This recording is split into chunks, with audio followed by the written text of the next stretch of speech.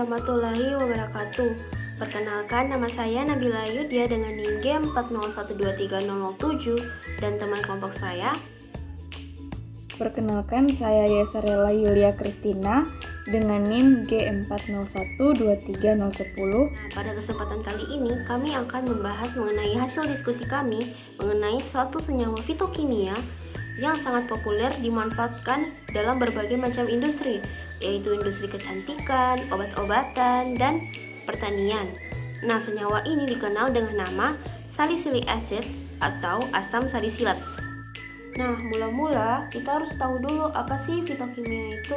Nah, fitokimia itu adalah senyawa kimia alami yang dihasilkan oleh tumbuhan, terutama termasuk yaitu metabolit sekunder tadi. Nah, bagi tumbuhan, fitokimia ini berfungsi untuk melawan hama, menjaga dari stres lingkungan, dan masih banyak lagi fungsi dari fitokimia ini. Nah, untuk saat ini, fitokimia ini sangat banyak dimanfaatkan oleh manusia sebagai produk industri, yaitu seperti yang saya sebutkan tadi, yaitu industri obat-obatan, industri kecantikan, sebagai pengembangan fungsional, dan masih banyak lagi. Nah, apa sih asam salisilat itu atau salicylic acid? Asam salisilat merupakan suatu zat pengatur pertumbuhan atau ZPT dalam tumbuhan endogen yang bersifat fenotik, yang dimana salicylic acid ini terlibat di dalam banyak proses fisiologi tumbuhan, yaitu seperti konduktasi stomata pada daun, penambahan jumlah daun, dan peningkatan aktivitas senyawa fenolik seperti flavonoid, lignin, dan juga tanin. Nah, berikut adalah struktur kimia dari salicylic acid. Rumus molekulnya itu yaitu C7H6O3 dengan struktur utamanya yaitu ada cincin benzena atau aromatik, ada gugus OH atau fenolik, dan ada gugus COOH yaitu asam karboksilat. Nah, berikut ada sedikit penjelasan mengenai biosintesis asam salisilat. Asam salisilat ini merupakan metabolit sekunder yang disintesis melalui jalur metabolisme aromatik pada tumbuhan. Jalur utamanya yang terlibat adalah jalur sikimat, yaitu jalur penting yang menghasilkan berbagai senyawa fenolik lainnya. Nah, asam salisilat ini memiliki banyak fungsi untuk tanaman itu sendiri.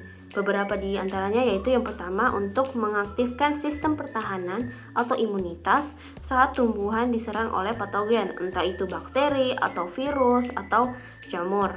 Nah, asam salisilat ini juga menghambat perkembangan bakteri, jamur, dan virus sehingga dapat dikatakan bahwa asam salisilat ini bersifat antimikroba.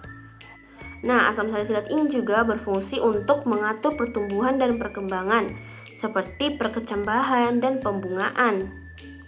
Selain itu, asam salisilat juga memiliki sifat antioksidan yang dimana dia ini dapat mengurangi kerusakan akibat radikal bebas. Berikut adalah contoh tanaman sebagai sumber asam salisilat. Yang pertama ada lidah buaya yang dikenal karena mengandung berbagai senyawa aktif termasuk asam salisilat. Lidah buaya mengandung asam salisilat alami untuk pertahanan dirinya dan metabolisme. Kemudian yang kedua yaitu tembakau. Tembakau adalah tanaman model yang sangat penting karena asam salisilat berperan sebagai hormon pertahanan. Kandungannya bersifat induktif, yang berarti produksinya meningkat drastis sebagai respon terhadap serangan patogen. Ini adalah dua jurnal yang kami gunakan sebagai panduan untuk melihat tahapan ekstraksi asam salisilat dari lidah buaya dan dari tembakau dengan metode ekstraksi yang berbeda antara keduanya. Berikut tahapan ekstraksi asam salisilat dari lidah buaya.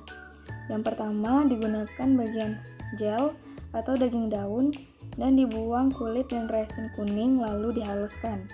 Yang kedua, rendam dalam etanol dengan rasio 1:2 pada suhu 50 derajat Celcius selama 20 menit.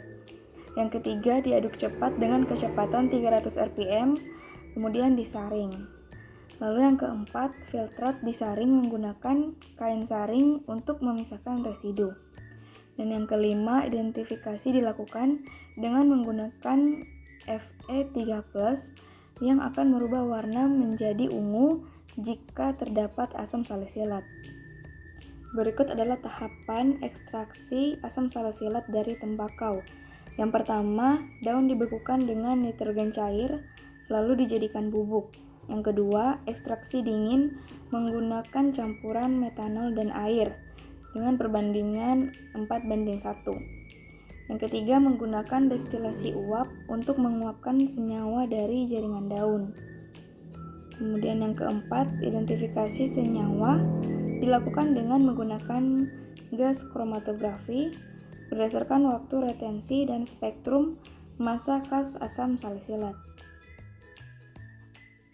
Asam salisilat memiliki sifat unik yang membuatnya sangat serbaguna sehingga banyak dimanfaatkan di beberapa bidang. Yang pertama ada bidang kecantikan.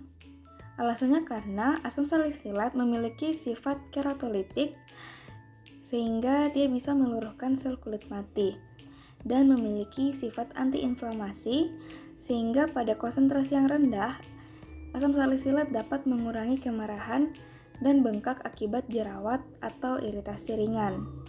Kemudian yang kedua, pada bidang kesehatan. Alasannya karena asam salisilat memiliki efek analgesik, antipiretik, antiinflamasi, serta anti jamur dan antibakteri ringan. Kemudian yang terakhir yaitu pada bidang pertanian. Alasannya karena asam salisilat bisa berperan sebagai molekul sinyal untuk mengaktifkan sistem kekebalan tanaman.